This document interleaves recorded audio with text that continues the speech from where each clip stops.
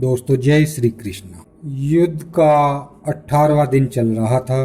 उस समय संजय कहते हैं, महाराज इस प्रकार यह घोर संग्राम चल ही रहा था कि पांडवों ने आपकी सेना में भगदड़ डाल दी।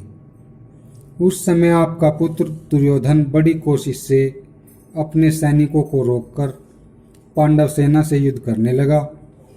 इधर राजा युधिष्ठिर ने 3 बाणों से कृपाचार्य को बींधकर 4 से कर्तवर्मा के घोड़ों को मार डाला। तब कर्तवर्मा को तो अश्वत्थामा ने अपने रथ पर बिठाकर अन्यत्र पहुंचा दिया, किंतु कृपाचार्य उनका सामना करते रहे। उन्होंने युधिष्ठिर को 8 बाणों से बींध दिया। तदंतर दुर्योधन ने 700 रथियों को राजा युधिष्ठिर का सामना करने के लिए भेजा। उन रथियों ने राजा युधिष्ठिर पर चारों ओर से इतनी बाण वर्षा की कि वे अदृश्य हो गए। उनकी यह करतूत शिखंडी आदि महारथियों से नहीं सही गई।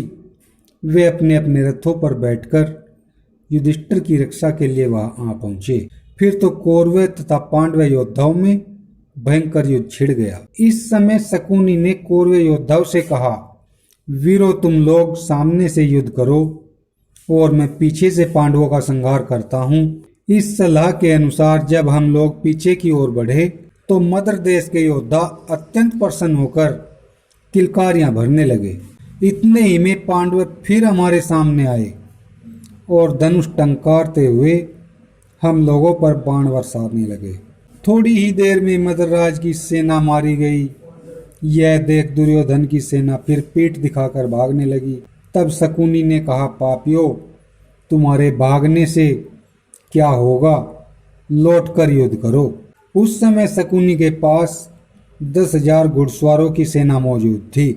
उसी को लेकर वह पांडव सेना के पिछले भाग की ओर गया और सब मिलकर बाणों की वर्षा करने लगे। इस आक्रमण से पांडवों की विशाल सेना का मोर्चा टूट गया। वह तितर बितर हो गई। राजा युधिष्ठिर ने अपनी सेना की यह अवस्था देख सहदेव से कहा, भैया जरा उस मूर्ख शकुनी को तो देखो। वह पीछे की ओर से प्रहार करके पांडव सेना का संहार कर रहा है। अब तुम द्रौपदी के पुत्रों को साथ लेकर जाओ और शकुनी को मार डालो। धर्मराज की आज्ञा पाकर 700 हाथी सवार, 5,000 घुड़सवार, 3,000 पैदल, द्रौपदी के 5 पुत्र तथा महाबली सहदेव, इन सब ने शकुनी पर धावा किया। उस समय शकुनी पीछे की ओर से आक्रमण करके पांडव सैनिकों का संहार कर रहा था। इन योद्धाओं ने पहुंचकर शकुनी की सेना के बहुत से घुड़सवारों को मार डाला। तब शकुनी थोड़ी ही देर तक सामना करके मरने से बचे हुए घुड़सवारों के साथ भाग गया। इस समय युद्ध का वेग जब कुछ कम हुआ तो थोड़े से बचे हुए घुड़सवारों के साथ शकुनी पुनः पांडव सेना पर टूट पड़ा। पांडवों ने भी फुर्ती दिखाई और पैदल घुड़सवार तथा हाथी सवारों को साथ लेकर उस पर धावा कर दिया। पांडव विजय के इच्छुक थे। उन्होंने मंडल बनाकर शकुनी को चारों ओर से घेर लिया और उसे बाणों से बींधना आरंभ कर दिया। हाथी सवार, रथी और पैदल भी पांडवों की ओर दौड़े। उस समय जिनके शस्त्र क्षीण हो गए थे, ऐसे बहुत से पैदल योद्धा लातों और घूंसों से एक दूसरे को मारकर धराशायी होने लगे।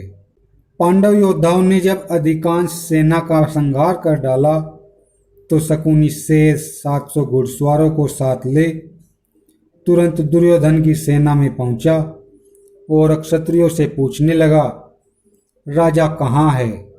योद्धाओं ने उत्तर दिया, जहां से यह मेघ की गर्जना के समान तुमुल आवाज आ रही है, वहीं कुरुराज खड़े हैं। आप शीघ्रतापूर्वक जाइए, वहीं वे मिल जाएंगे। उनके ऐसा कहने पर शकुनी जहां वीरों से घिरा हुआ दुर्योधन खड़ा था वहीं गया। रथियों के बीच में राजा दुर्योधन को देखकर उसे बड़ी प्रसन्नता हुई और वह सब सैनिकों का हर्ष बढ़ाता हुआ दुर्योधन से कहने लगा, राजन, मैंने पांडव पक्ष के घुड़सवारों को परास्त कर दिया। अब तुम भी इस रथ सेना का संहार कर डालो, क्योंकि प्राण त्याग किए बिना युधिष्ठिर हमारे वश में नहीं आ सकते। इनके द्वारा सुरक्षित रथ सेना का नाश हो जाने पर हम हाथियों और पैदलों का भी सफाया कर डालेंगे। शकुनी की बात सुनकर आपके सैनिक पुनः पांडव सेना पर टूट पड़े। सबने धनुष उठाया और तरकोसों को मुंह खोल दिया। कुछ ही देर में सूरवीरों के सिंहनाद के साथ ही उनके धनुषों का भयंकर टंकारे सुनाई देने लगी। उसके उपरांत कौरव वीरों को बड़े वेग से धनुष उठाए देख अर्जुन ने भगवान श्री कृष्ण से कहा, जनार्दन, आप घोड़ों को हाँकिए और इस सैन्य सागर में प्रवेश कीजिए। इस संग्राम के आरंभ हुए आज 18 दिन हो गए। कौरवों के पास समुद्र जैसी अपार सेना थी, सो हम लोगों के पास आकर अब गाय के खुर की सी हो गई है। मुझे आशा थी कि पिता में भीष्म के मारे जाने पर दुर्योधन संधि कर लेगा, किंतु उस मूर्ख ने ऐसा नहीं किया। जिसने मूर्खतावश अपने बूढ़े पिता की बात नहीं मानी, हित की बात बताने वाली माता का अपमान किया, उसे और किसी की बात कैसे अच्छी लगेगी। निश्चय ही दुर्योधन का जन्म इस कुल का अंत करने के लिए हुआ है। महात्मा विदुर ने मुझे बहुत बार कहा था कि दुर्योधन अपने जीते जी तुम लोगों को राज्य भाग नहीं देगा। अतः आज मैं समस्त कौरवों योद्धाओं का वध करूंगा। आप मुझे दुर्योधन की सेना में ले चलिए, जिससे उसको और उसकी सेना को मैं अपने तीखे बाणों का निशाना बना सकूं। घोड़ों की बागडोर हाथ में लिए भगवान श्री कृष्ण से जब अर्जुन ने ये उपयुक्त बात कही, तो उन्होंने घोड़े बढ़ा दिए और निर्भय होकर शत्रुओं की सेना में प्रवेश किया। उनके एक ही बाण से सबका काम तमाम हो जाता था। अनेकों प्रकार के सहायकों की वर्षा करते उन्होंने अकेले ही आपके पुत्रों की सेना का संहार कर डाला। यद्यपि कौरव योद्धा रण में पीठ नहीं दिखाने वाले सूरवीर थे और पूरी शक्ति लगाकर लड़ रहे थे। इस प्रकार कौरव पक्ष के योद्धाओं ने पांडव सेना पर चढ़ाई करके धृष्टद्युम्न के साथ युद्ध छेड़ दिया। धृष्टद्युम्न आपके पुत्र के प्रहार से पहले बहुत घायल हो चुका था, इसलिए उसने दुर्योधन को घायल करके उसके चारों घोड़ों को भी मौत के घाट उतार दिया। फिर एक भल मारकर उसके सारथी का मस्तक भी धड़ से अलग कर दिया। अब दुर्योधन दूसरे घोड़ों की पीठ पर चढ़कर शकुनी के पास भाग गया। इस प्रकार जब रथ सेना का संहार हो गया, उस समय हमारे पक्ष के 3000 हाथी सवारों ने आकर पांचों पांडवों को चारों ओर से घेर लिया।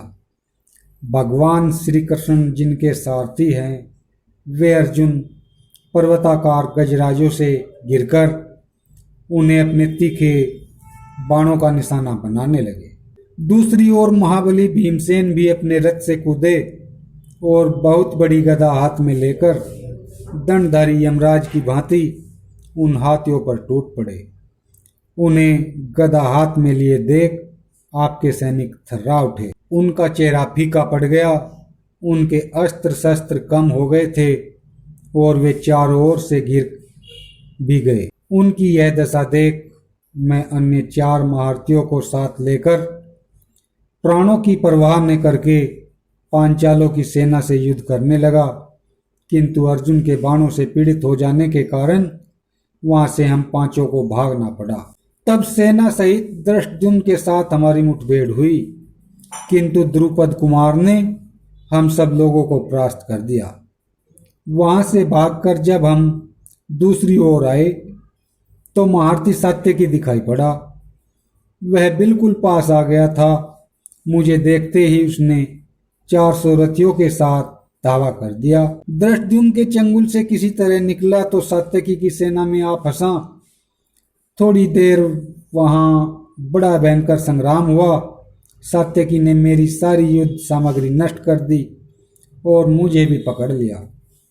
इतने में भीमसेन की गदा और अर्जुन के नाराजों से वहां सारी गज सेना का संहार हो गया। इस प्रकार गज सेना हाथियों के समुदाय का नाश हो जाने पर भीमसेन आपकी अन्य सेनाओं का संहार करने लगे। वे क्रोध में भरे हुए दंडधारी यमराज की भांति हाथ में गदा लिए रणभूमि में विचर रहे थे।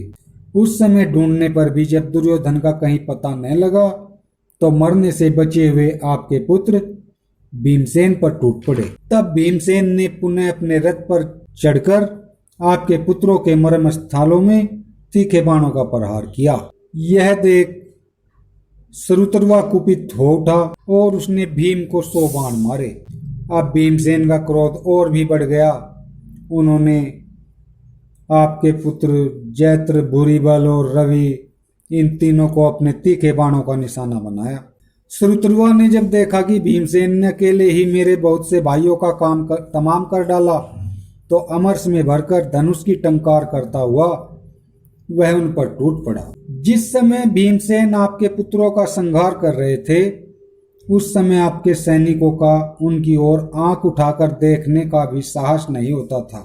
उन्होंने समस्त कौरव और उनके अनुचरों को मार भगाया। महाराज दुर्योधन और सुदर्शन ये ही 2 आपके पुत्र बचे हुए थे। ये दोनों घुड़सवारों के बीच खड़े थे। दुर्योधन को वहां खड़ा देख देवकी नंदन भगवान श्री कृष्ण ने कहा, अर्जुन, अब शत्रुओं के अधिकांश योद्धा मारे जा चुके हैं। वह देखो सात्यकी संजय को कैद करके लिए आ रहा है। उधर कृपाचार्य, कृतवर्मा और अश्वत्थामा ये तीनों राजा दुर्योधन को अलग छोड़कर रण में डटे हुए हैं। इधर पुरंदरकोक सहित दुर्योधन की सेना का संहार करके पांचाल राजकुमार धृष्टद्युम्न अपनी सुंदर कांति से शोभायमान हो रहा है और वह है दुर्योधन जो अपनी सेना का व्यू बनाकर रण में खड़ा है।